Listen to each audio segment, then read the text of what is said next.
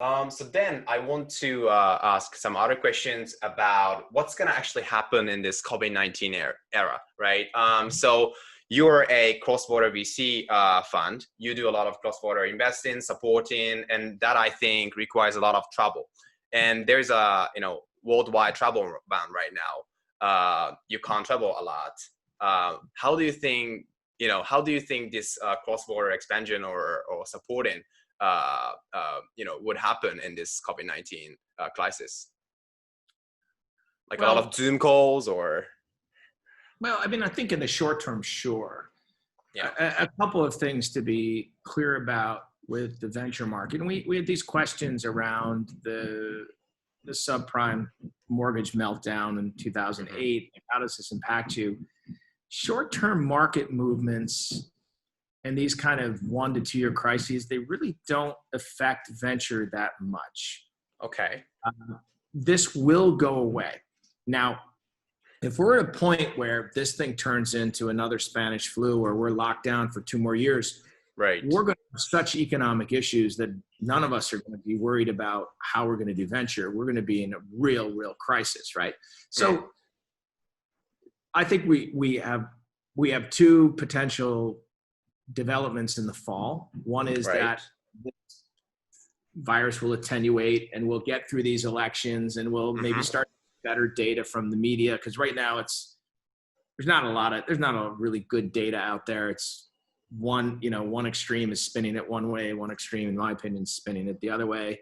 The answer is probably somewhere messier and in between, but these things do eventually attenuate and go away, and probably by spring we're back to normal. For us in our rhythm, we work in these 10-year funds that are typically 13 to 14 years long. So 1 to 2 years doesn't disrupt us that much. Okay. So what we've seen in the data makes a ton of sense. And this was just put up by a couple different people, that in the last 6 months, we've seen Series A deals go up. So Series A investing is more active than ever. That makes sense because those are oftentimes local. B and C rounds are down, and that's as in volume, right? As in volume of investments. The number of deals is down. What I understand, and I haven't researched deeply, and I just read this today from a trusted source, is that the average round size that does get done in the B and C stages are up. That makes a lot of sense, because what basically is going to happen is the bar gets higher. Interesting. Companies, as they move from some base narrative of proof to a narrative of scale, bar is going to be higher for people to write those checks. Those companies that do have those proof points and people that do have those funds available, they are going to pile in more aggressively. So we've seen that happen. We led a B round in a company that went, 60-70% over the original target. And because there's just a lot of interest in the company, and they're more than happy to raise more money in this time, even with the dilution, because of the uncertainty. So I see. Time is going to tell, Rian, in this. Like, it's going to depend a lot. If we're still in total chaos in January heading into the spring, you might start to see a much higher abandonment of the asset class by LPs, and you might see there's a lot of small, interesting funds that have groups of large number of small private LPs, like their jump to institutional stability. That could be really tough. So you could see a lot of those funds fall to the wayside. Not sure. I think if you've got tier one institutions and you have a track record, you can make the argument that guess what happens in these downturns? Right. Your investors, there's more time. Guess what happens? The quality of your investment process goes up, and the caliber of the companies available goes up. The correlation to these downturns in the general economy and overperformance in the vintage of venture funds is very strong. So the argument you're making is for that. I see.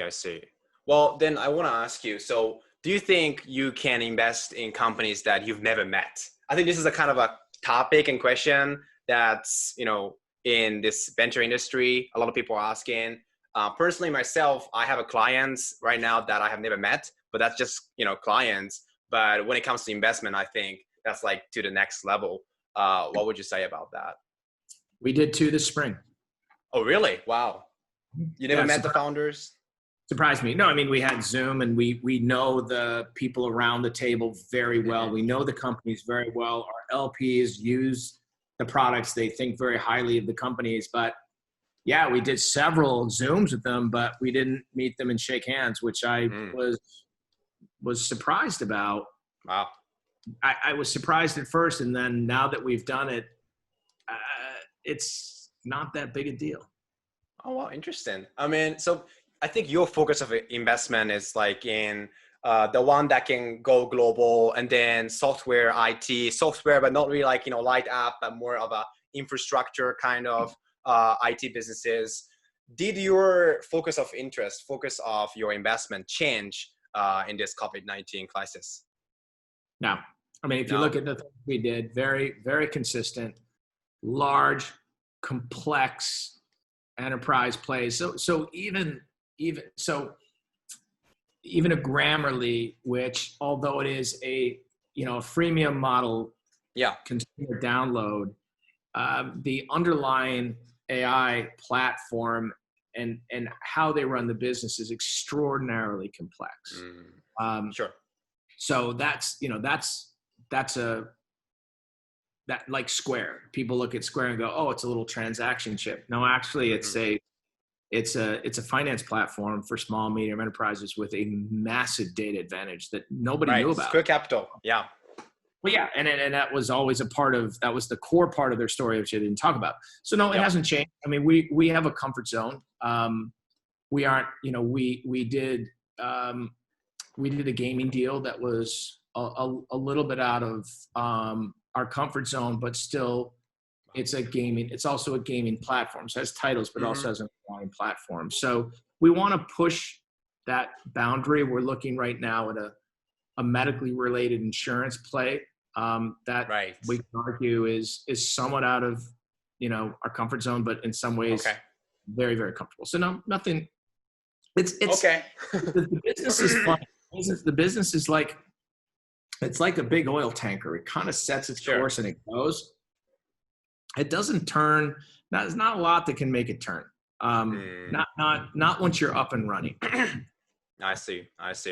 So Phil, you are, veteran venture capitalist, very experienced venture capitalist, and also an entrepreneur.